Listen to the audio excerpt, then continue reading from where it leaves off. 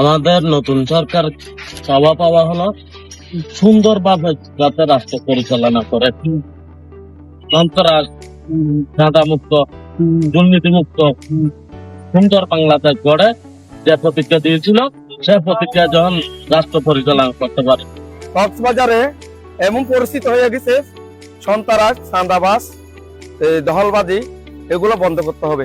সরকারের নিরাপত্তা ইয়ে নেই সাইডের আমরা যেন রোড গাড়ি চলি পারি, গাড়ি ঘোড়া চালাই ইয়ে নেই। আইন শৃঙ্খলা যারা আছে তারা যেন আর ডিস্টার্ব না করে। সরকারে কিভাবে নিরাপত্তা দিব ইয়ান আরা প্রত্যাশা সরকারের আছে। এটা নতুন সরকার গঠনে অনারের এমপি হাদল ভাই আর হাদল ভাই কি উপহার দে কক্সবাজার বাসিন্দা ইয়ান আরা প্রত্যাশা। আমার মনে নির্বাচন সুন্দর হয়েছে, ভালো হয়েছে, কোনো মারামারি ধাক্কা ধাক্কি হয়নি। অন্তর্বর্তী সরকারের অধীনে হওয়ায় নির্বাচন খুবই সুষ্ঠু হয়েছে বলে দেশি বিদেশি গণমাধ্যমেরও মতামত দিয়েছে। দীর্ঘ 17-18 বছর পর একটা সুষ্ঠু নির্বাচন হয়েছে। অন্তর্বর্তী সরকারের অধীনে হওয়ায় নির্বাচন খুবই সুষ্ঠু হয়েছে বলে দেশি বিদেশি গণমাধ্যমেরও মতামত দিয়েছে এবং আমাদের দেশের জনগণও মতামত দিয়েছেন যে এই নির্বাচনটি খুবই সুষ্ঠু হয়েছে।